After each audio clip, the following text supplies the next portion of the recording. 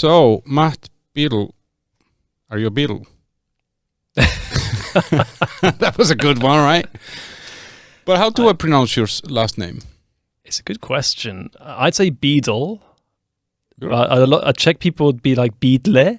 Yeah, because they pronounce every single sound. Italians be the same. A posh one would be Beedle, like some French people might say. It is not so common last name, I guess. There was a famous celebrity in the UK called I can't even remember his first name, but his last name was Beedle, and he was a prankster. Okay. And his famous saying was like Beedle's about. So I remember at school people would say, "Oh, Beedle's about," but this guy is long gone. So there's not many famous Beatles. So I got a good chance to become a famous Beedle. It could happen. It's a comeback of the Beatles. Yeah. You're from Newcastle, right? Correct. Newcastle, UK. And how is Newcastle? I've never been there. Well, first things off, no one would guess from my accent that I'm from there. Everyone would think I'm from the south of the UK. So this is a little party trick I play with British people. That I ask them where they think I'm from, and they'll never guess from how I speak. But I am from Newcastle. I'd say it's in the north of England. It's quite close to Scotland. And probably the best way to describe it, like I lived in London for 10 years. And in 10 years in London, not a single stranger spoke to me, except for one drunk Irish guy on the train. That did happen once. As soon as I got a train up from London to Newcastle, as soon as I got off the train, I could probably count 5 minutes before a random person would just speak to me. About whatever. Anything like, oh, where you're from? Like stuff like that. That's how my impersonation, Geordie. But they'll just be like, just curious, like where you come from, like why are you traveling? Like, and people just talk to each other. So that's a very like Newcastle thing, I'd say. Like people are known to be very friendly, outgoing, smiley. And it's also very famous for its football, especially now. The Newcastle's like the richest football club in the world, so it's been put back on the map, as you'd say. They were good in '95. I remember they had a chance of winning the title, but of course my team then, from New Year's until the spring, they caught up with them with 12 points and won the title. So Manchester United. And so you're living here in Prague, and you're a sleep expert, or I mean, you do more stuff, right? What do you do? I am a sleep coach, and my main focus is helping high performers basically unblock the number one, let's say, bottleneck to their growth, which is often or not sleep. It is the ultimate performance enhancer, and it's holding a lot of people back. People who are extremely smart, talented, they've got everything going their way, but if you can't get your sleep right, then you're constantly at a disadvantage, basically. So I'm working with these people to really either optimize it or totally change it, basically. But like, what is a good sleep? Because, I was thinking when we met, and I thought a lot about it, if I have sleep problems, I'm not saying that I'm one of those high performers that needs to unlock something, but what is a good sleep? It's an interesting question, and there isn't really a straight answer to it. I mean, the closest to a straight answer would just be, how good do you feel? How cognitively strong are you during the day? Examples of maybe bad sleep, and maybe we want to go into this later, but can you get through the day without yawning? Are you getting brain fog during the day? Are you finding yourself moody? Are you struggling to get out of bed? Are you, here's a good one actually, are you falling asleep instantly? Because a lot of people say, okay, I fall asleep straight away, I don't have an issue with sleep. That's not a good sign. It's actually a sign that you're sleep deprived. So it's kind of the absolute opposite. So if you're falling asleep nearly immediately, you're probably not sleeping great. Ironically, it's not good news for me. So sorry to bring a bad news. It is quite complex. So one of it's how you feel. There's also measurable tests. So you can use trackers like Garmin or Aura or Whoop. And there are more clinical scientific tests like the PSG. I can never pronounce the full thing. It's like poly, I'm kind of letting myself down there. But there are sleep clinic tests that you can do which will give a much higher accuracy to kind of rate your sleep in terms of deep sleep, REM sleep, light sleep, all the occurrences in between.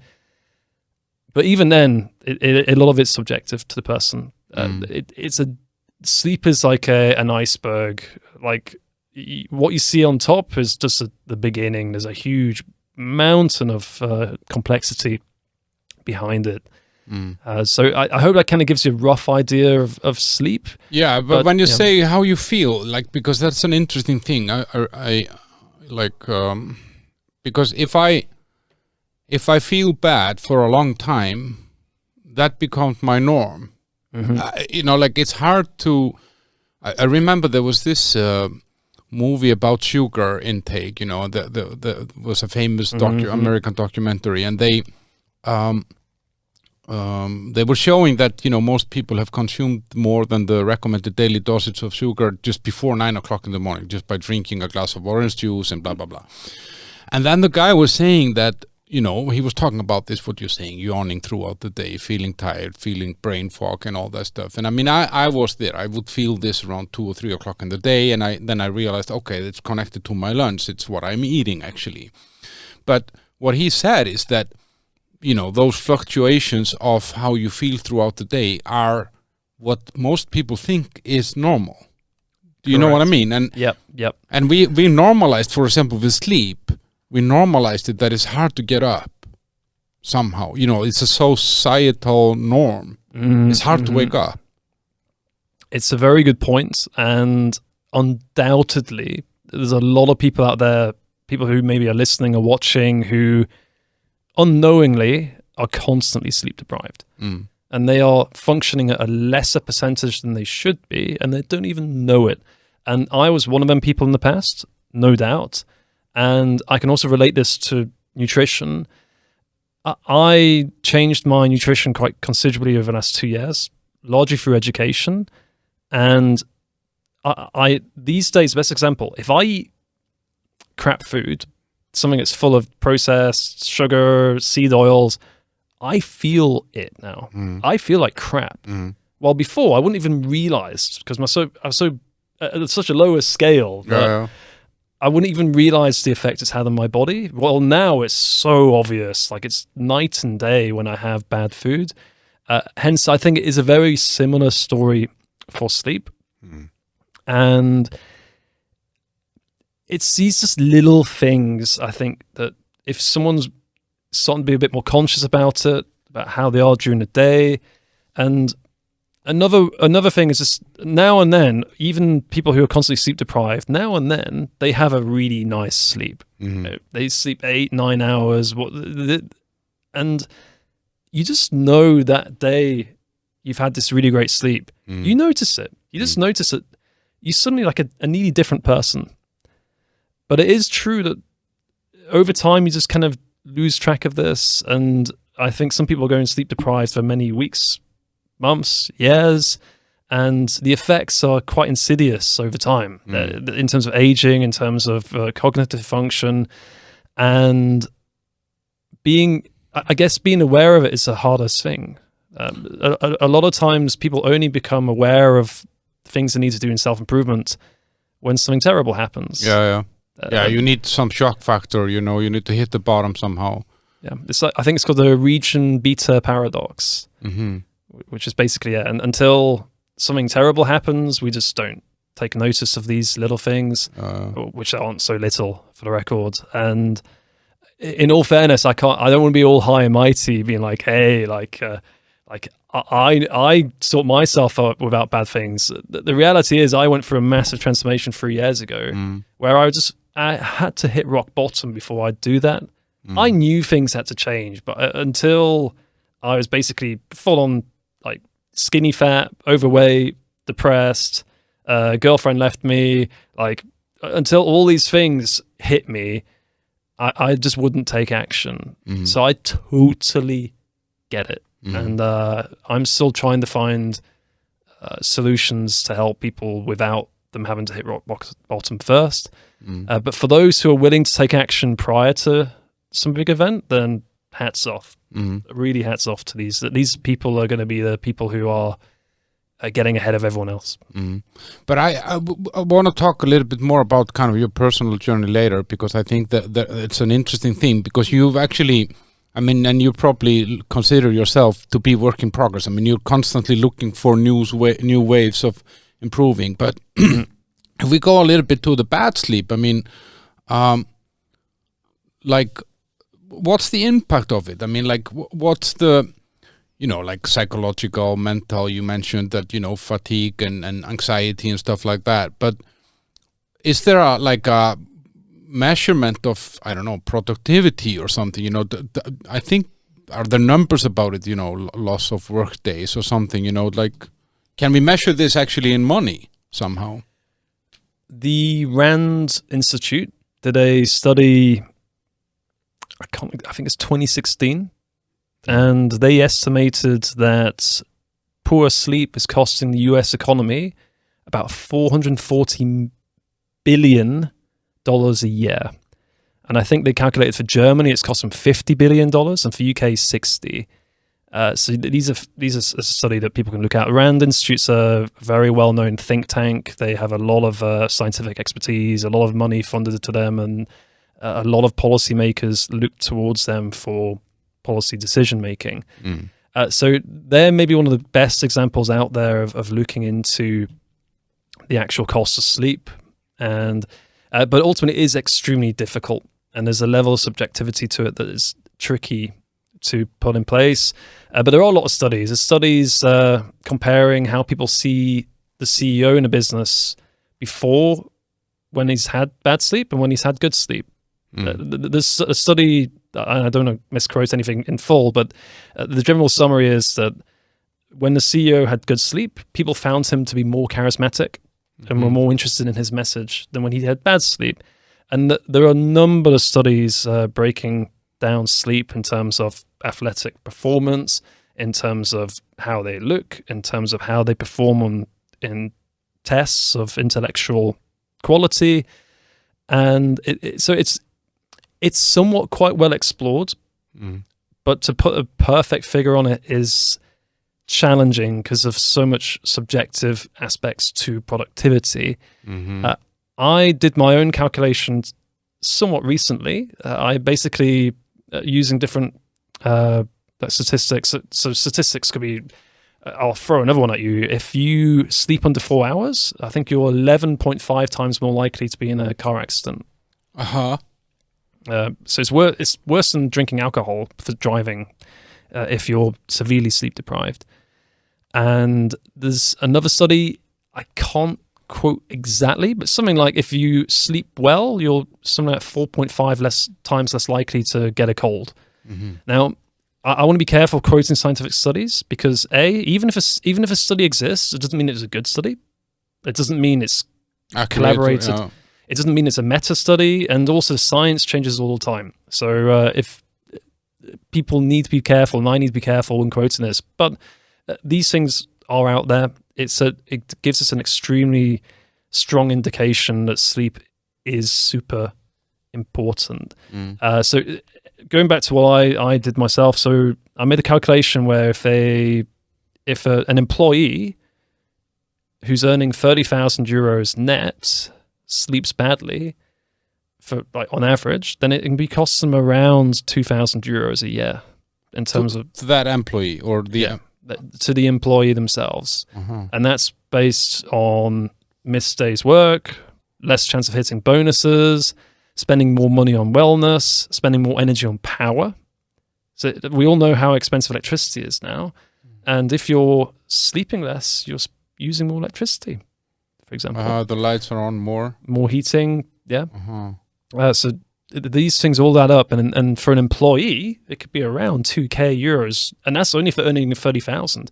For an entrepreneur, it's basically double. And the reason for that is as an entrepreneur, you're an entrepreneur yourself, how much money you make is based on your productivity. While as an employee, not to take anything... Someone will pick up the slack. Kind of, yes. And you're still on a fixed salary, so you can get away with being sleep deprived and not necessarily be hurt financially as hard. While as an entrepreneur, it's it's direct. If I'm tired and I don't bother to post on content, I don't put a good effort for my clients, I don't do sales, I do things at a half-assed level, which will happen if I'm tired, then that costs my pocket directly. And that's the same for needy entrepreneurs. And it's a big reason why I focus on entrepreneurs and business owners, because ultimately the value is just higher. You're delivering more to them than you would be doing to someone who works in an office for a lower salary. I mean, like the financial impact that you can actually provide them is greater.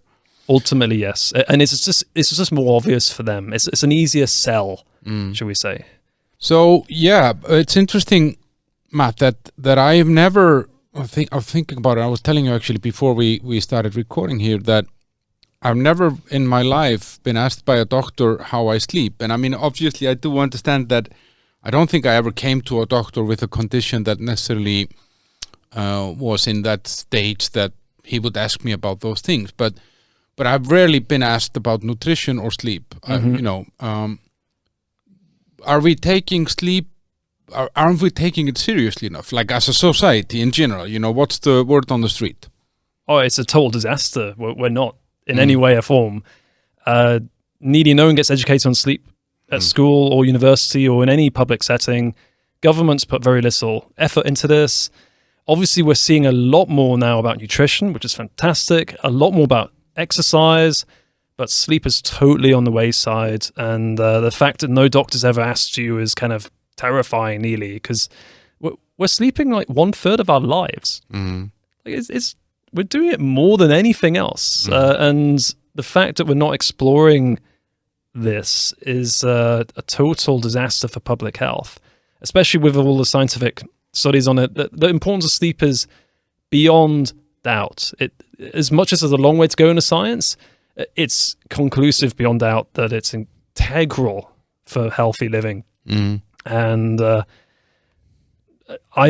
I don't know exactly how well educated doctors are on sleep, but I know for nutrition they're hardly educated at all. I think it represents like 1% of doctor training, if not less. And I wouldn't be surprised if it's probably a similar when it comes to sleep. And there are some fantastic sleep doctors out there, but obviously the average doctor is just not so well brought up to date on this. And then publicly wise, governments, TV, everything you see, it's lacking, to say the word. It's interesting because I feel that, doctors not being educated on this or putting this somehow in the focus. And of course, we're generalizing here. I mean, I'm sure there are doctors that do, but I kind of feel that like medicine in general. And I had a woman here on about Chinese medicine, and we were talking about these things that what I often feel from the kind of let's say the traditional healthcare system is the lack of kind of a holistic view. Like we are treating symptoms, we're never treating the underlying issue. And I guess sleep being, you say nutrition is kind of more in the forefront now, but sleep is kind of left behind. It's weird. But on the other hand, also what I was thinking before preparing for this is that we have, as we're primitive animals, like but we are kind of fitting ourselves into a very modernized world, which is in some way maybe too modern for where our engine and our systems are right now. And I mean, if we take a look at the kind of, let's say, the evolvement of humans, then we have spent 99.9% of our timeline living wild somehow in the sense of we were not living by clocks and schedules and calendars and stuff like this. We were not eating 4 or 5 meals a day necessarily, and we might have gone weeks without vegetables and then ate just meat, and then we could go days without meat. And like the rhythm that we have now, 5 days work week, 8 hours of sleep, clocks, everything kind of has been put into some structures that maybe we're not made for, right? I couldn't agree more. We are living in a natural world. Mm. Like the world we live in for the last 100 years is insanely different to the world that we lived in even 1,000 years ago, never mind 20, 30,000 years.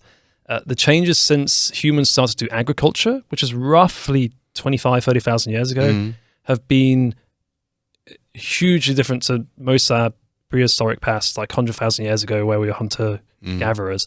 And evolution is slow.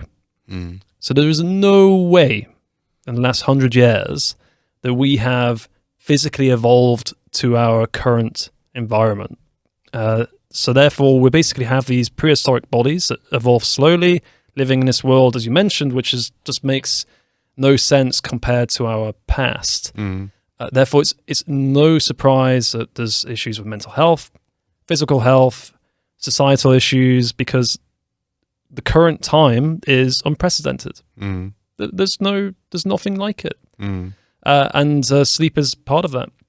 Natural light, set times. Like one example is we have chronotypes. Some people are morning people, some people are evening people, some people are a bit of both. This is genetic. And this is the theory behind this is roughly that some people are night owls, some people are morning birds to protect the tribe. So there's a limited period of when all the tribe are asleep. So you've got some people who are awake at night protecting, and some people up early making food, whatever it might be.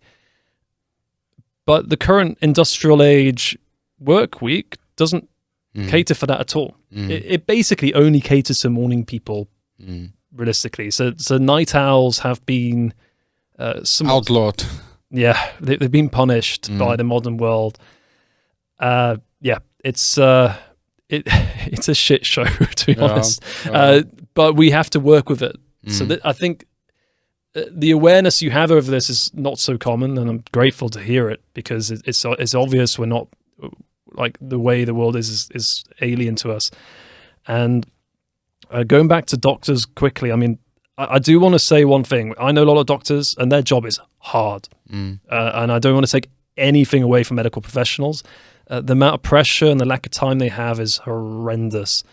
And they ultimately only have so much time with patients to try and do their job. And also they got a lot of restrictions upon them from the medical councils and from their surgery or whatever it might be.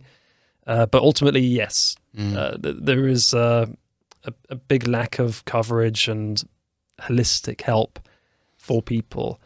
But there is also a resistance from us as people, because we want the quick solutions, like we now have, we live in a world where everything's at our fingertip. You can get food delivered to you in 20, 30 minutes. You can order something that, I'm ordering stuff from Germany that is here tomorrow, it's, and the same thing with this, if I would walk into a doctor and he said, we need to do some lifestyle changes that's going to take you 6 months and then you're going to feel better. I'm going to say, fuck you, I want the pill, Yep. That is also human nature. And because, 20,000 years ago, picking the short, easy route would be the best route. It's like, okay, why go through this mountain pass when we can just go through the valley? Or that's a bad example. Yeah, no, it's a good example. Or why should we go through this dense bit of jungle when we can just kill the zebras in this field of here? Like, it's obvious, okay? But this part of our human evolution is now working against us, because we were never meant to have all these easy. Humans are at a power level that we shouldn't be at. We're not meant to have such insane power over other creatures in our environment, but we have it now, thanks to, I suppose, our thumbs or the way our brains work. It's a combination of things. And it backfires. It ends up ironically making us do the bad choices. And also technology companies and food companies and every business is trying to take advantage of this. It's just part of our DNA is to pick the easy routes, the route that gives instant gratification. And I can't blame anyone for that. And I'm part of that. And we all do it. But having that awareness is perhaps the best start to try and fight back against some decisions that are ultimately not in our long-term favor. Yeah, but that makes you a right-wing extremist nowadays, right? If you if you cite, well, this is our nature, this is our primitive instincts, this, like that's very much outlawed today. Like we are not supposed to be thinking about, or let's say, to think about this in this way and saying, for example, you're calling out the system here in some way. You're saying that multinational companies are taking advantage of our ability and willingness to take the shortcut and eat crappy food and to do this and to do that. Now, that would be a conspiracy theory nowadays. I mean, you saw that during COVID, when somebody said, well, maybe take vitamin D and have some fresh air. No, trust the science. The science is to shoot into some substance that has been developed for 6 months, hasn't been tested on humans. I feel that a lot of this kind of looking at where we came from and what we can learn from it and what, is being demonized. I don't know. I personally don't see that. But that might just be reflecting of the media that I consume and the people I'm around. I'm maybe missing a whole swathe of humanity who would be burning pictures of me for saying such a thing. Maybe I'm just a bit naive, ultimately.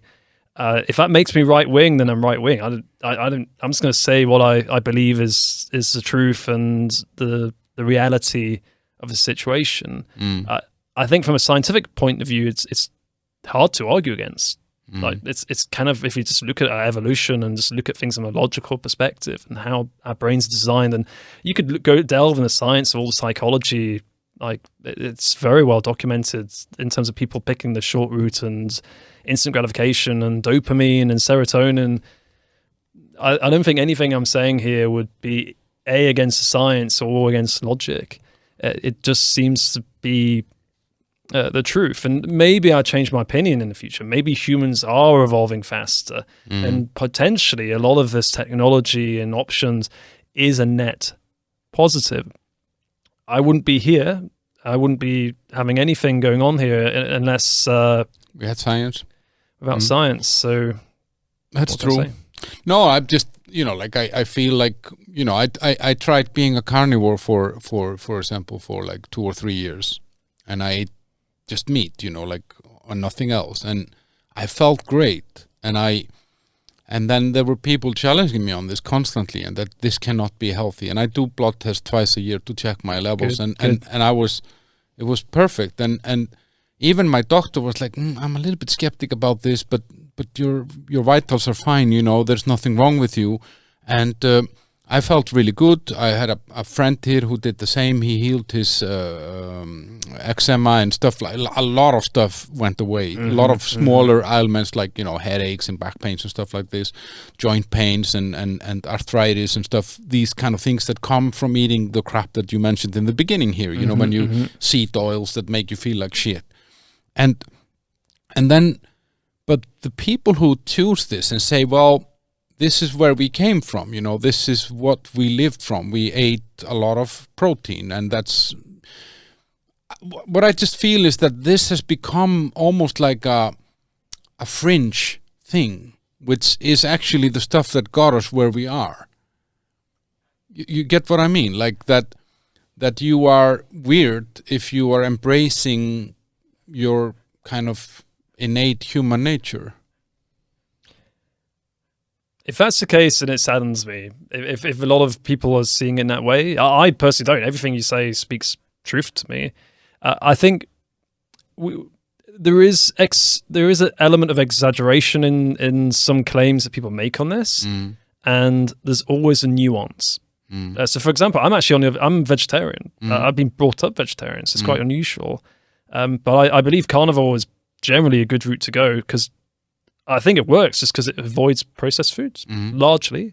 I think it has some downfalls if you're eating like meat that's from a highly processed origin or corn-fed cow and stuff like this.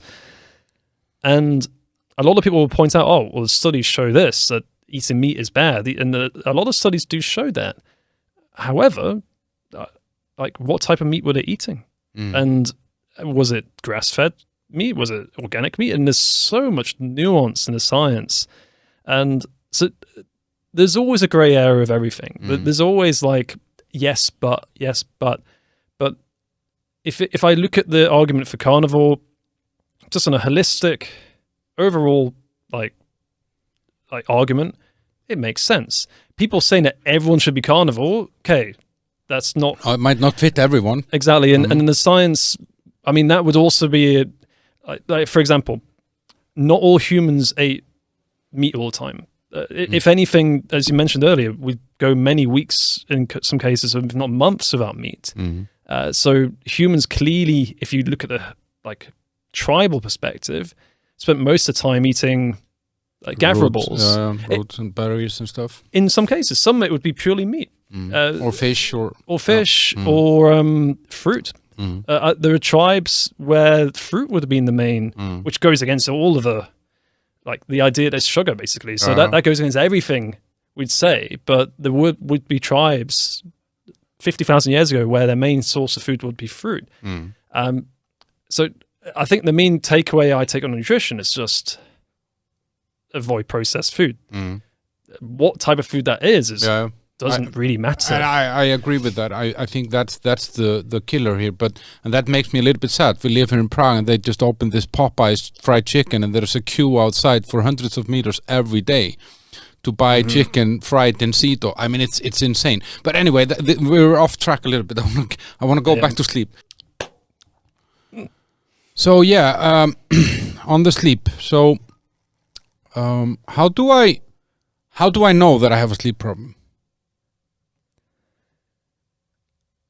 I would start with how you feel. Are you yawning? Are you falling asleep straight away when you go to bed because you're too tired? Are you struggling cognitively? Are you struggling physically? Are you finding yourself to be very moody at times? Are you finding lacks of energy often during the day? These would be some of the first steps to look at in terms of if to try and understand if you are struggling with sleep, if you're not having good sleep. And ultimately, a lot of it is you kind of just know. Like, you just know you've had a good or bad night's sleep. The next step would be to look at data. You could just look at Oura Ring or Garmin. What's that Oura Ring? What's that? It's just a device that tracks metrics from your body, heart rate and things like this. And it can give a good indication to the quality of your sleep. It's not perfect, but it's probably about 70% accurate, give or take. And that could also be a nice way. I'm not a big proponent for tech. I don't want to go Oura Ring, go Garmin, whatever. I've got both on me, but it's not the point. But that can also be another possible indicator to help. But it's nowhere near as important as just how you actually feel. And but there are, because it's a feedback loop in some way. So I mean, I guess what comes first, the chicken and the egg? Because let's say, because there are lifestyle factors that affect your sleep, and then your sleep affects your lifestyle. But what would be for example, sleep schedules? They affect the quality of your sleep, I guess. When you go to bed, when you wake up, to kind of those routines.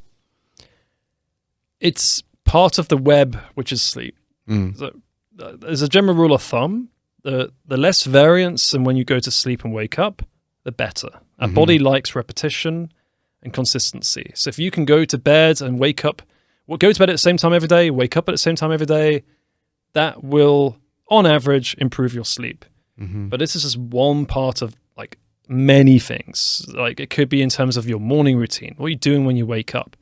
What are you doing before you go to sleep? What are you eating during the day? How hydrated you are? What's your state of mind? There's a lot of factors that can affect your sleep quality, as well as your genetics. Some people just sleep better than others. One thing that I'm a big proponent of, and I will speak about as often as I can, is a simple concept that sleep isn't fair. And It's like taxes. A lot of people think that they are just bad sleepers, or that they are lazy, or they're low energy, when they're seeing their friend who's had 4 hours sleep bouncing across the walls and stuff, and they're feeling like death. The reality is some people just have great genetics of sleep. Some people genuinely can have 5-6 hours sleep and they are dandy, while there are other people who genuinely need 8 or 9 hours, and there's nothing wrong with them. They just need there's different. just a chance they just got slightly unfavorable genetics for sleep. But this is reality. Some people are better looking. Some people have better cognitive function. Some people are taller. Some people, like, there's some people who just go to the gym for 3 months and they've got an 8-pack. While other, like me, I have to work out like 3 years constantly to even get close. Sleep is the same. And I think it's important people understand this, because there's a lot of people who have been very hard on themselves or feel really bad about their sleep, who are blaming their personality or blaming things, when reality is genetics plays a part. And I was one of them. I just couldn't get it that people could go out drinking, have 4 hours sleep and be totally fine, while I was literally a zombie. I've always struggled with sleep. I'm just one of these people who, and I've done enough testing to know this, I need 7.5 minimum, and really 8.5 to be kind of me. If I'm under 7, I'm like a zombie. While I know people who can have 6.5 and they are absolutely fine. And that's okay. But we just have to understand that it isn't fair. And if you can start understanding maybe where your genetics, what you're genetically disposed to, then you can work with that. But what about, like, I guess, as you say, like the sleep patterns and kind of these creating those routines. But what about like stress and anxiety and these factors, like that happen then throughout the day, like how, I guess they impact a lot your sleep. Yes. I'll explain, let's say, the mental health and mentalities aspect in the simplest way that I can. When we're going to go back to tribal ways of talking. So 20,000 years ago, 500 years ago even, humans had a lot of time to do nothing. Like, it'd be very common that you're just doing nothing. You're not listening to music, you're not watching your phone, you're not on TikTok, you're not interacting much, you're just literally in silence, and quite often darkness. This is basically where our brain is able to think, recover, digest emotions, feelings, and understand kind of on a subconscious, if not conscious level, like what needs to be done. In the modern age, very few people have time to do nothing at all. I would say the average person in the West is possibly doing 0 time of thinking, dwelling, meditating, time away from some sort of device or person or activity. And here's the crux of the problem. The only time they do have time to do nothing is just when their head hits the pillow. Therefore, as soon as they do that, all of the unprocessed emotions, feelings, thoughts come rushing in. Hence, if you are suffering from stress, anxiety, excitement, nervousness, all of the human emotions, positive and negative, they're going to have a massive impact on your sleep, especially if you're not doing activities to try and digest these during the day. Like what? What would be those like activities then? Journaling would be a good example, and I mean journaling with pen and paper. I just don't believe in journaling with a digital. I think it helps, but pen and paper is way better. Meditation, taking time to meditate, focus on your breathing. Breath work, Wim Hof method is also something fine. walking in nature with your dog is a great one. This is why I think dogs are fantastic for more than one reason. And sometimes simple thing is just literally staring at a wall. It sounds ridiculous. I can probably very few people listening to this will want to do it, but try it. Try staring at a wall for 10 minutes without anything. It's a remarkably rewarding activity. But alas, these are things that people can do. One other thing I'll add in there, and I want to quote a client at a very senior, high-level executive I was working with, and he was complaining about a lot of issues in terms of overthinking before bed. And I just asked him, okay, as part of your job, how many minutes do you have assigned to think? And he went silent for quite a bit of time, and he's like, none, Matt, none. And I just asked him, what does he think about that? And he's just like, this is crazy. Why? Like, this guy's a super smart doctor, and he's clearly being paid a lot of money by his boss because of his mind and his ability to think. But he's not thinking. And I know he's not alone in this. A lot of us are. So actually having time at work set aside in your calendar where you're just going to use your brain. You're just going to think. And that will help reduce a lot of the overthinking and the problems that you have before bed. So I've downloaded a lot of thoughts on this topic, but there's a lot to be said, I guess. So, yeah. But it's an interesting thing because in some way, again, I feel that we live in a society that is kind of cheating us in that sense that all this technology, all this advancement, all this stuff that is supposed to, this is making your life easier, is actually making us anxious and constantly looking for stimulation. And I remember, because you were saying staring at a wall, so I used to work in a farm when I was a kid, and this is my place. This is where I go in my head before I go to sleep. I walk around that land where the farm was, and the waterfalls and the river and the mountains and the lava field and blah blah blah. And it's I think I could, in a nuclear war, that's where I would be in my head, and I would feel fine. And I go there and I walk different paths on the land. It's weird, but this is how I kind of fall asleep. And then I often think about it when I was working there. There were no phones, there was nothing. We barely had radio because the signal was blocked by the mountain. There was no TV in July, and we barely got the TV signal anyway. So you were kind of left at your own device to find entertainment and stimulation for yourself. Obviously, there were more people there, but we were kind of remote, so we only met those 5 of us that were in the farm, and you kind of hated them after 2 weeks.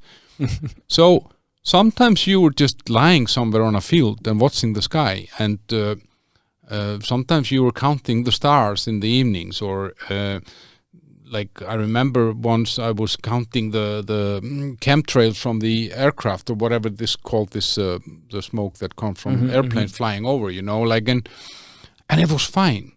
Time passed somehow, and then you were looking at the sheep in the hill, and you were counting them, and then you were listening for the sounds of the river and all this stuff, and it was good. It was great. It's the best time of my life.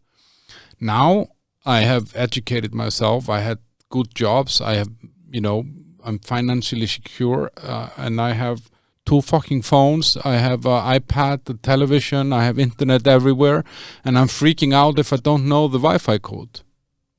Like it, and all this stuff was invented to make my life easier, but it's not. It's harder. It's more complicated. It's more stressful, and some people that you're helping, they sleep worse because of it.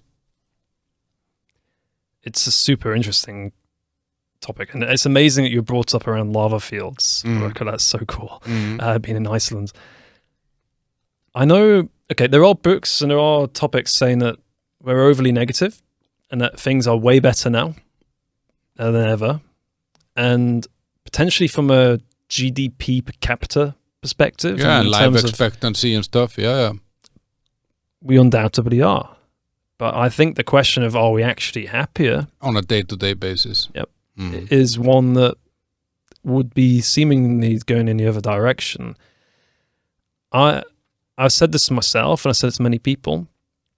Like, imagine what are the top 5 moments of your life. And then once they kind of have a think about what it is, I then ask them, okay, how many of these top 5 moments involved your phone, Netflix, TikTok, scrolling, social media, anything in the modern? And more often than not, the answer is basically 0.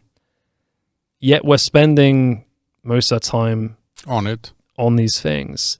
So I'm very anti-video games. I'm anti-social media. I'm anti basically anything screen-related. And I get a lot of resistance. People get pretty upset with me, especially about video games and alcohol, for example. But ultimately, when I do ask them this question, it's the same. There's 0% chance any of your top 5 life moments are going to be involving playing a video game. There's a chance they might involve alcohol, but it's certainly video games or TikTok or Netflix. And this is why this is overall the holistic reason why I'm against them. The time watching a binge in Netflix with your partner could have been done painting something or looking at the stars or talking about something. And there's a much higher chance of you getting something more valuable out of that. But obviously we just go for the easy option. And it's not like I've not done all these things myself. I totally have. But I just, none of my top moments of my life involved anything. My number one favorite moment of life was very similar to yours. I was walking across some country road next to a lake in the forest. I was in New York State. I was super healthy. I had no phone at the time because I was working at a summer camp where they wouldn't let us have phones. And that's one of the clearest memories of my life where I was just like so happy and content. And yeah, 0 technology. And actually, it's an interesting thing. You know, we're saying, GDP and life expectancy and average age and blah, blah, blah. But I mean, I would rather want to live a fulfilling life for 50 years than living until I'm 70 and just see all the Netflix series, you know? Yeah. The trade-off is like, I think it's just such an interesting thing because it's the same like with work, you know, like, we created this and this is this email. No, I'm fucking answering emails all the fucking time. It hasn't made my life easier. It actually meant that I took my office home. Okay, car manufacturing. We're going to make these cars so that they're going to be made of cheaper equipment, more environmental friendly, but I'm paying more for a car proportionally now than I paid 30 years ago. We're always getting the short stick somehow in all this. It's weird. I mean, and now here I am, the conspiracy theorist that the elites are eating us. But anyway, your story. So you kind of get into this sleep stuff and kind of changing your life because you were in a bad place, right? Correct. So tell me a little bit more about that, like the rock bottom and how you got there and how you got out. As an overarching part of this, I mean, my sleep had been pretty poor for a long time. To an extent, I just didn't even understand how bad it was. But so about 3 years ago, I think during COVID, I was deliberately self-sabotaging myself. In what way? Playing video games, which I'd always been against. I always knew they're bad for me, but I just did it anyway. Eating bad food, not working very hard, being not very great with my partner. I was just in full-scale self-sabotage. But this, what you describe, is what most people consider normal. You know that? Playing video games, eating shitty food, not sleeping enough, and having not necessarily a good relationship. This is the norm. If that's the case, then that saddens me. but for me, it wasn't. And I mean, for the record, I was a very successful guy, and I was a one of the most successful headhunters the company I ever had. I created a lot of wealth for myself. I was driving in a very nice car, had a very, very nice apartment, but I was absolutely miserable. And I was self-sabotaging myself. And I was like, there's pictures of me then. And the before and after is just kind of hilarious. I look younger now than I did 6 or 7 years ago. But that's just literally like the best way to put it. It's insane. And I just basically got to a point where I couldn't function anymore as it was. My girlfriend left me, but I basically think I'd kind of engineered that myself. I knew it was going to happen because I was just on full self-destruct mode. So I think my brain secretly wanted things to change, and it was just deliberately forcing me into worse and worse things until I hit this point where things had to change in a major, major, major way. And do you remember where you were when that happened? Or you know what I mean? Do you remember that moment where you just said that that's it, I need to change?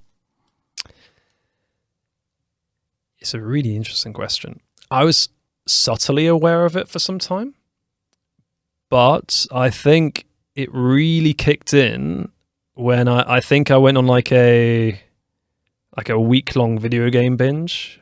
Some days I was playing like 17, 18 hours in a row. Shit. And I knew I was just escaping my reality. Like in the world of video games, I'm like, you're just immune to reality. And I think I went on a whole week binge. And I think at the end of it, I'd just done it so hard and so heavy that I was like, okay, we're done with this. Were you in like peeing in a Coke bottle stage? Oh wow, not quite. Okay. But definitely it was like, I need to ask why you know that stage. Yeah, there have been people in my family that have had these problems, and then in their rooms have been discovered liters of piss in bottles. Oh, gee, so not quite that, but it would have been literally like eat the fastest food possible back to the computer chair, and this has been a mini problem for me most of my life. I've always found video games very addictive. And normally this is what has happened. I binge for a week and then I'll be like, no more, and I'll be good for 4 or 5 months, and then rinse and repeat. But yeah, so that after that like week of binging, I was just like, this is it. I'm done. Mm-hmm. And since then, there's been remarkable change. But there is one thing I want to talk about that change. Actually, I did something a bit different this time to what I'd done all the time in the past. Historically, I've been through many low points. I hit a low and I get super motivated. I get straight back into working out, working hard, making money, then get a new girlfriend, you know the deal, and then eventually become lazy and end up going back. The difference between what I did in the past and what I did 3 years ago is I started trying to build habits in a longer term form. Mm-hmm. So instead of me just hitting the gym 6 times a week, I just decide, okay, we're going to start off with 1 push-up a day. I'm going to start taking the stairs instead of taking the elevator. And I'm going to stop taking sugar in my tea. Mm-hmm. Like, taking this really small... So lifestyle change is not a temporary thing. Yeah, yeah. And this mechanism of taking really small steps, slowly scaling them up, was effectively what turned things around. And I can't prove it yet, but I believe this can go on for the rest of my life. But I saw that, like, the sleep part of it, because I saw on your YouTube channel you had a video where you were making a video about a bed that you bought that was 15,000 euros bed or something, right? Mm-hmm. So was sleep such a big issue for you that you had to buy a bed this expensive? Yes. I mean, what was the sleep part of your shit, let's say? Let's say... Okay, 17, 18 hours of video games can't produce good sleep. I kind of get that. And shitty food. ultimately, even when I did all of the better habits, cutting out all the social media, video games, alcohol, I was still having quite poor sleep. So I was pretty desperate to fix it, because life's so much harder when you can't sleep properly. At the epicenter of my sleep, it's about 2.5 years ago, I was constantly waking up at 3 and 4 in the morning. My heart was like having palpitations. I'd nearly never get back to sleep quickly. So I was in a basically constant sleep deprived state with work and with everything else. I was just like a shadow of a life, it felt like. And part of that was, okay, I'm just going to buy the best bed I can get. Like, why wouldn't I? It was so I spent a lot of money on my sleep. It's actually why I'm doing sleep coaching. I was just thinking, if I was willing to spend about $20,000 to improve my sleep, I can't be alone on that. Therefore, there is a serious need there. And these companies exist. There's you can spend a lot of money on sleep if you want. The $15,000 for a bed is the lower end for the brand I bought. That's the cheapest bed they had.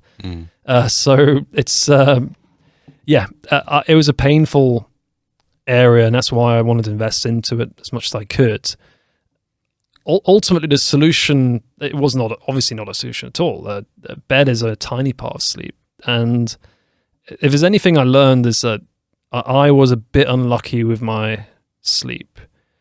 So that there's basically like 5 components to sleep that a lot of people don't know about. There's the mental health and the mentality, which is the biggest part.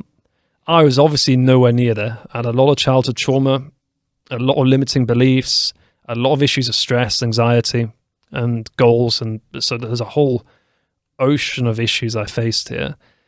Environment, I didn't have the greatest bed before, to be fair. I didn't maybe have the best blackout curtains. I didn't have the best soundproofing. I didn't have the best sleep environment. So that's something that needs to be worked on. So bed was part of that solution. There's then physical and medical. I do have, and I've learned this over time, I do have some physical issues. So I had issues with my nose, which I had a recent operation on, which limited my nose breathing. So now I can breathe better through my nose. I have some level of sleep apnea. The last test I had proved negative, but I'm going to have more tests because I'm just nearly certain based on symptoms that I have some level of sleep apnea. So these things were working against me. And then also my habits. I was talking about many, many bad habits that were crushing my sleep. And then also I just learned more about genetics, and it was just clear that I had pretty unfavorable genetics. So I'm basically a night owl. I'm not a morning person genetically. And I do need 7.5, 8 hours of sleep to be kind of fully cognitive functioning. So I got given like the spanner for all 5 of these. Most people get 1 or 2 of these bads, but I seem to have all 5. And that's why it took me many years to kind of address this. But I guess the silver lining is because I've suffered through all 5 of the main causes of sleep, I can really help people. There are sleep coaches out there who are like, I don't want to badmouth people too much, but they're like, I'll solve your sleep with meditation, or I'll solve your sleep with mouth tape. Well, and probably what's happened is they've solved their sleep by doing one thing, and now they want to sell that to everyone else. But the problem is that it worked for them. It didn't mean it worked for everyone else. While in my case, everything didn't work. You have to work on all fronts. Like I've not talked to anybody yet who's had a problem with sleep that I've not had. No one. So I'm trying to turn my curse into a gift, basically. It's it's interesting. My personal trainer, I might not look like I have one, but I do. No, you look pretty good shape for your age. Yeah, I know, but I think I need to do some minor tweaks in my lifestyle now that can help me get better, because I want to run the marathon here next year. I want to improve my time and stuff like that. But so he has a customer, because he is also doing some chiropractic stuff, and it's an interesting thing. There's a woman that he is treating that is 150 kilos, and she cannot get up from the treatment bench by herself. But she keeps telling him that her physical ailments are because of her pillow. So she is now on her 7th pillow, and she's not looking at the fact that she is probably 80 kilos overweight at least. That's clearly the problem. And I think, like, I think a lot of those. I was there myself. You know, I was very overweight, and but I blamed always everything else on it somehow. You know, like there were some, it's the food, or it's the weather here, or it's the temperature in the room, or something. Or there was something else to blame than the fact that I was overweight for all my issues that I had. But I'm curious because I kind of went through a stage that you're describing. I kind of would wake up during the night, and I don't know, it was for a few years like that, like I would say 2-3 years, that I kind of recall where this was the case, that I would wake up 3-4 o'clock, and it was usually that I had to pee, and then I would have a hard time falling asleep again, and I would watch something, and then I would pass out from watching something. And then what I did actually, I just stopped drinking water after 7-8 o'clock in the evening, and then I wouldn't have to pee, and then that problem kind of went away. So what were you doing when you were waking up in the night? I would often need to go to pee, and I was having heart palpitations. So like literally my heart was like beating like crazy. Hence then getting back to sleep was nearly impossible because there's something physiologically going on with me, and it's very hard to calm down and slow down. The whole topic of waking up in the middle of the night is a common one. Yeah. A lot of people have this, and it's quite a complex one. So I can explain a bit more about it if you like. First of all, as humans, we do naturally wake up in the middle of the night anyway. This is normal. We wake up on average, I think, 5-6 times a night. It's just we just don't remember it. We don't process. Normally, that memory gets wiped clean. So waking up on itself is a totally natural thing, and there's actually nothing particularly wrong with waking up at 3, quickly going to the toilet, and if you go back to sleep quickly, because normally you'll just wake up at the end of a sleep cycle, and it'll have negligible impact on sleep. So it has to be said, first of all, on its own, it's not necessarily a bad thing. Where it's more of a problem is when you're struggling to get back to sleep, and it's still, I'd say, suboptimal. So the factors behind it can be quite broad. One is, as you mentioned, water intake. Some people are taking in far too much water late in the day. So if you can bring in more water in the morning and less in the evening and still be hydrated, then that helps a little bit. There's also bladder exercises and things like kegling and stuff that people can kegling? Do. It's where it's kind of, you have to look it up really. But, sounds like you have some. No, I don't want to go there. Basically, it's like the act of strengthening the muscles around your urinal tracts. So you kind of like clench your butt cheeks, basically. Yeah, that's what I was going to say. Okay, you took it there. Okay. But ultimately, normally when we wake up in the middle of the night, it's not to pee. The reason we pee is just the body takes the opportunity. So it's like, we're up, we may as well pee. Quite often, we're waking up because of subconscious thoughts or a switch in our brain state to more, let's say, limbic or reptilian brain state, where we move to fight, flight, freeze mode. And that would be a reason to wake up. So the body's like, okay, danger. And that's a very common reason for problematic wake-ups for people.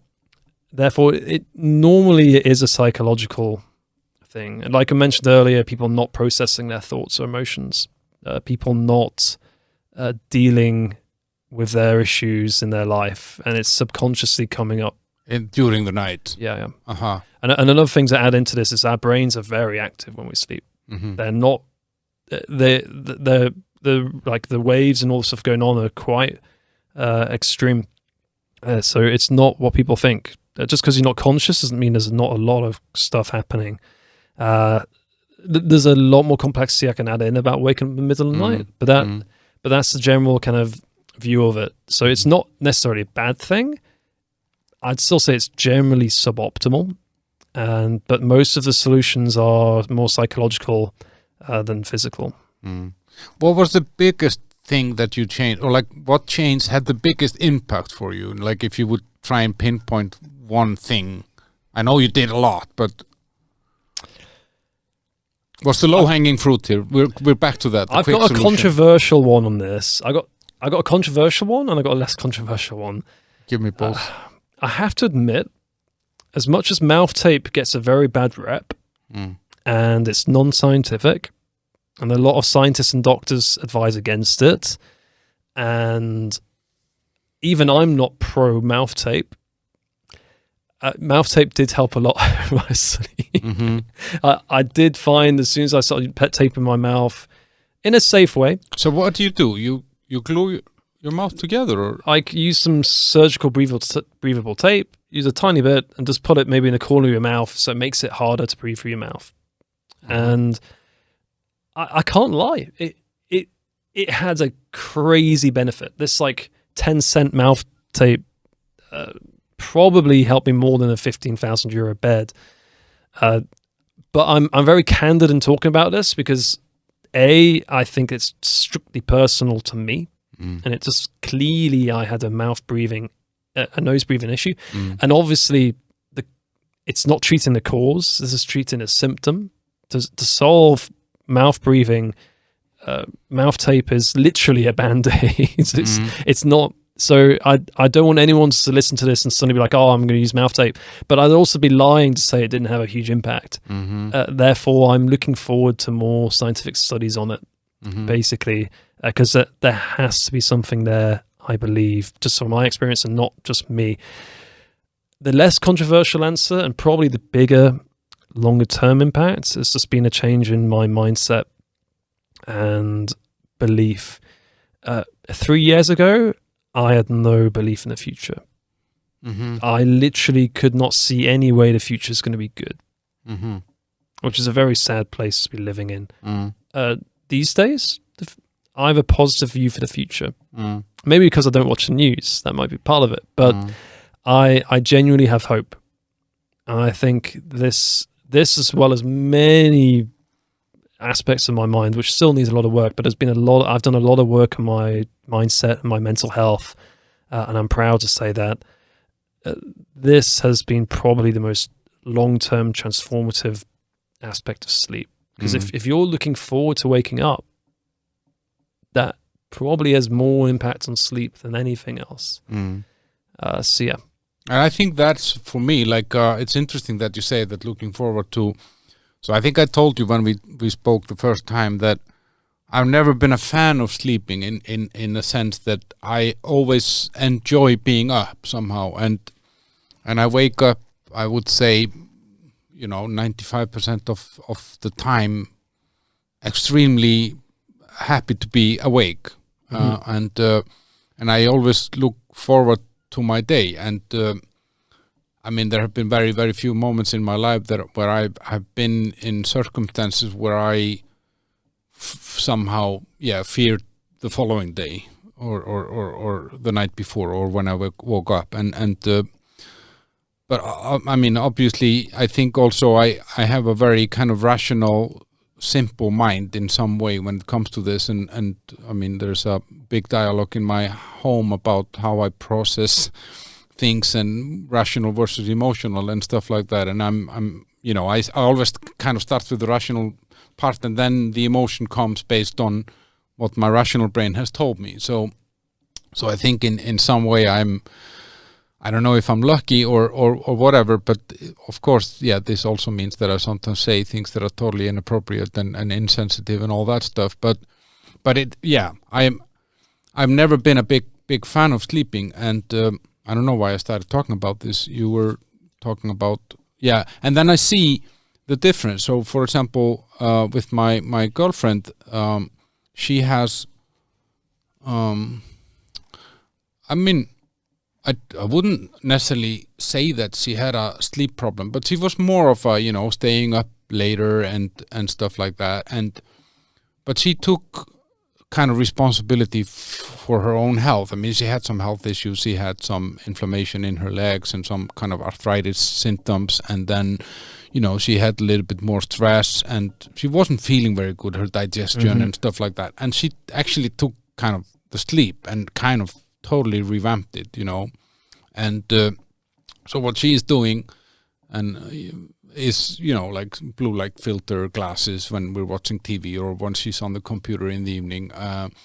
Like an hour before she goes to bed, she kind of starts slowing down. Then the lights are dimmed in the apartment and she doesn't want high noises. She has some teas that she drinks in the evening that calm her down. She does meditation before going to sleep. So she always goes at the same time to sleep and wakes up at the same time. And she changed her caffeine intake so that, she doesn't really drink coffee after 1 o'clock in the day. So a lot, and I see on her the impact, I see the improvement. But it was like, it's a journey. It wasn't like from one day to the other. The alternative would have been sleeping pills or melatonin or something like that. So are these kind of the things that you are, working with your customers or clients on? Are these the changes, right? Yes. Everything she's doing sounds very smart and logical. I wouldn't change anything around that. It's all very well documented, generally good ways to do sleep hygiene or live your day and have a routine that works. In terms of with my clients, this is part of it, changing their habits, but it often depends on the person. It can be quite a wide range of issues. I would say probably 20% of the work is education on sleep and changing the habits. Surprisingly, though, I'd say 80% or 70%, should we say, is more on the mental stuff. So belief systems, goals, traumas, that I found often for my clients has been having a highest ROI, because most of my clients are pretty smart, a bit like your girlfriend. They're very smart people. They're already successful. They kind of know what's good for their sleep.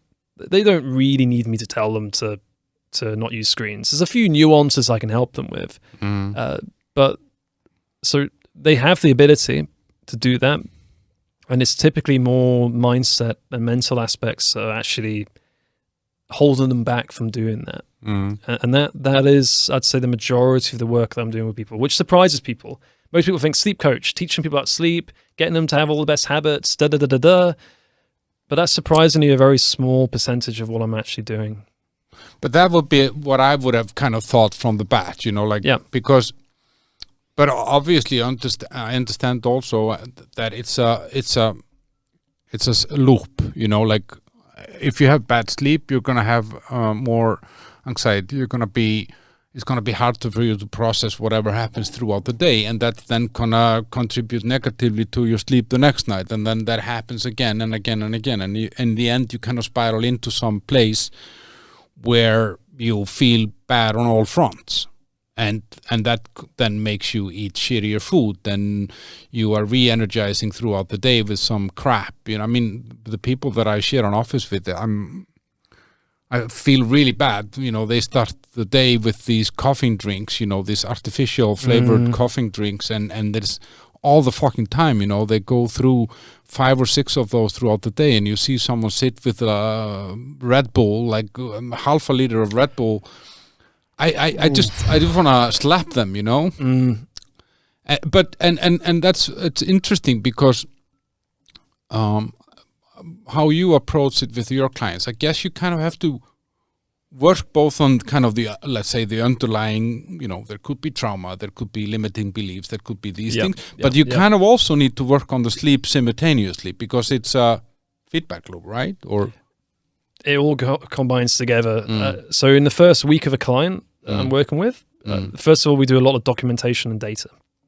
So they're telling me when they're going to sleep, when they're waking up, when they're taking caffeine, I want to learn as much as possible. As much data, any trackable data, fantastic. And from the trackable data, we can see a lot of the quick wins. Okay, like your bedtime's all over the place.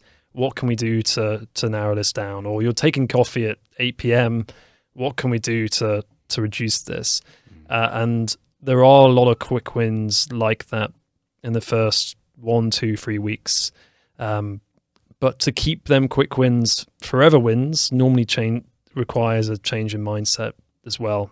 Some people just need the education, and I have to admit, I live in a bubble.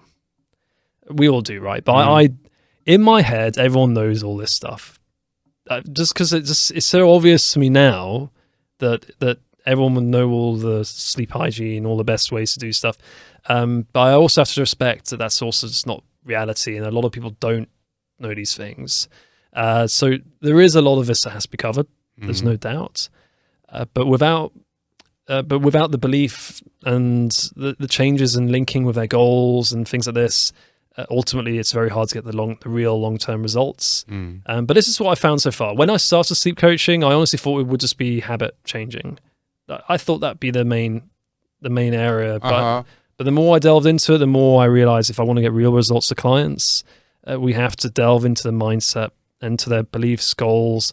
I even spoke to a guy yesterday who just wanted a free call with me. And honestly, the guy's habits were pretty good. But the main issue that as soon as I said it, he was like, damn, that's exactly what I need to do. Like, it resonated crazy with him. And my main question just to him is, what are your goals for work and what are your goals for life? And he kind of gave me these very half-assed answers, and I was like, okay, if you want my advice, I think you really need to work on understanding what you want in life and what your goals are and what your purpose is, and keep on reviewing this and check this every day, every week. Because if you're all over the place in terms of what you want, then your brain's all over the place. And for him, it was just like that. Like, for him, he was very grateful for that, because it's like, you know what, that's exactly what I need to do. I never thought about this, but I was like, this guy was on point. Like, he's an ex-boxer, very fit. He's got children. He's got a lot of challenges, but his habits were pretty good, honestly. But he was just lacking a bit of direction, and that's not the only example. So I appreciate this is maybe going to life coaching and things like this. Yeah, but I mean, it's all part of the same thing somehow. It all leads to your well-being in the end, you know? Yeah. And I don't really care how I solve the client's problems. I just want to solve the problems. If that means I need to deal at another client where probably the main issues is he's lonely. Yeah, I mean, I see this on some of my clients, because I mean, I'm taking in people that are starting their own businesses and small startups and entrepreneurs, and then I'm also helping people that are kind of rethinking their career path, and they may be kind of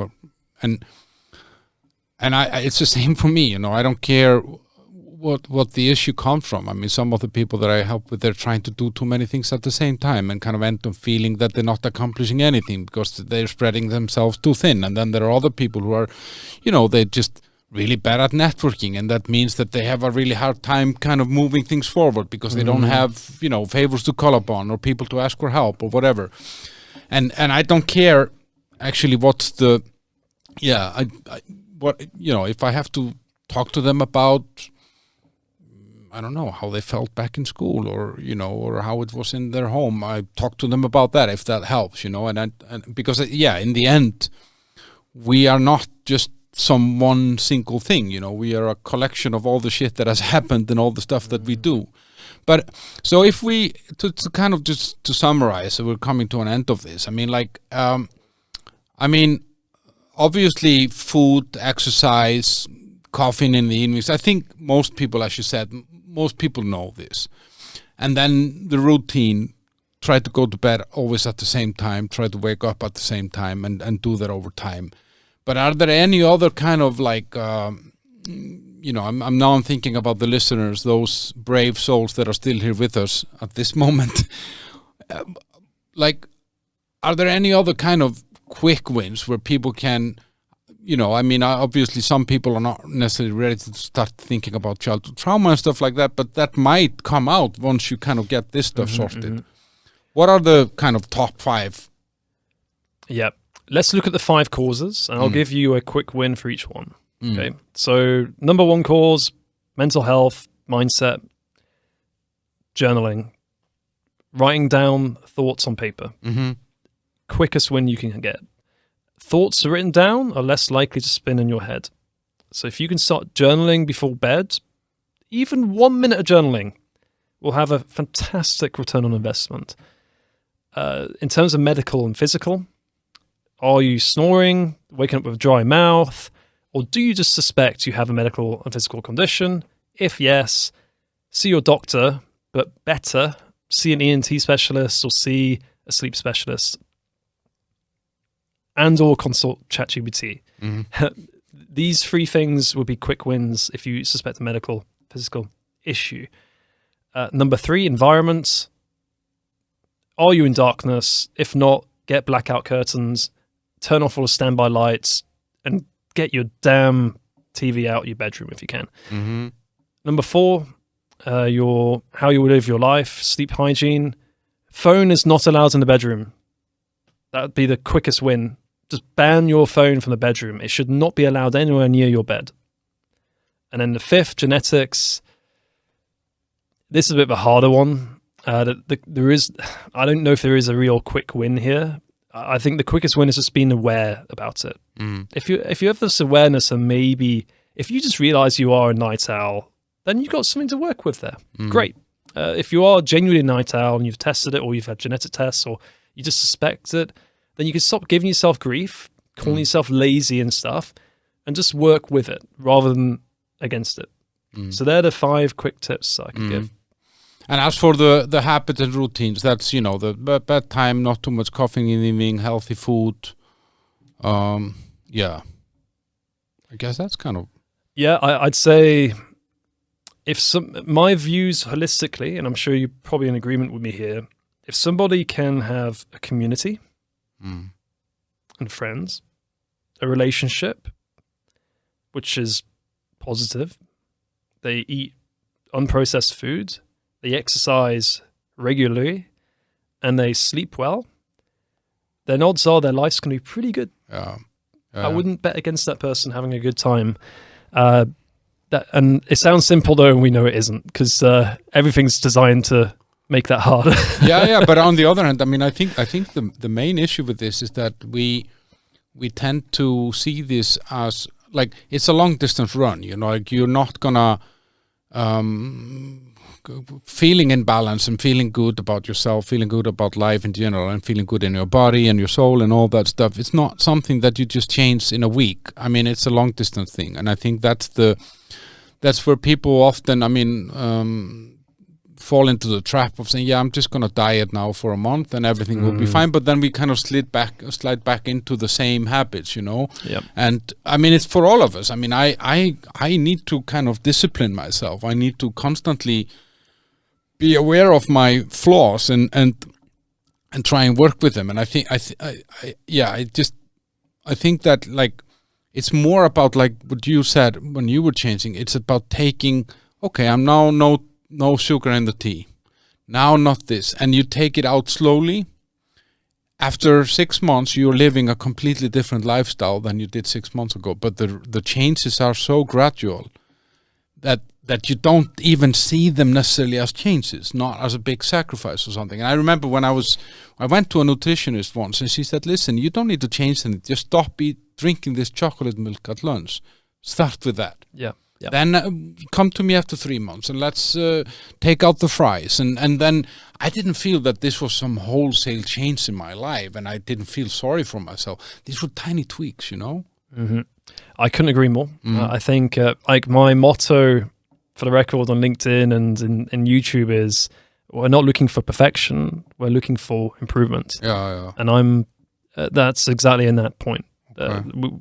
If we're getting little bits of improvement consistently over time, backed with the belief and purpose, we can make remarkable things happen.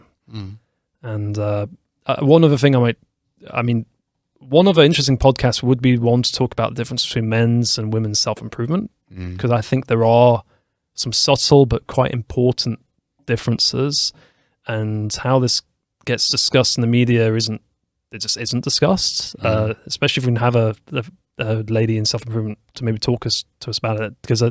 But what I want to get to is there's a passage in a book by David Dida, a book called Way of the Superior Man. And one of the chapters, I don't know if it's exactly called this, but the idea of the chapter is it just says, it never ends.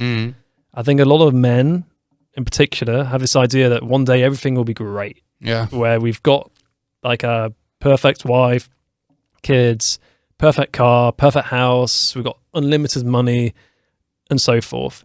And what this book was in this chapter is trying to say that this is a fallacy. Even if you get it, you'll still not be happy, because it's just part of our masculine purpose and I kind of going to constantly keep the tribe happy and strong and powerful and growing.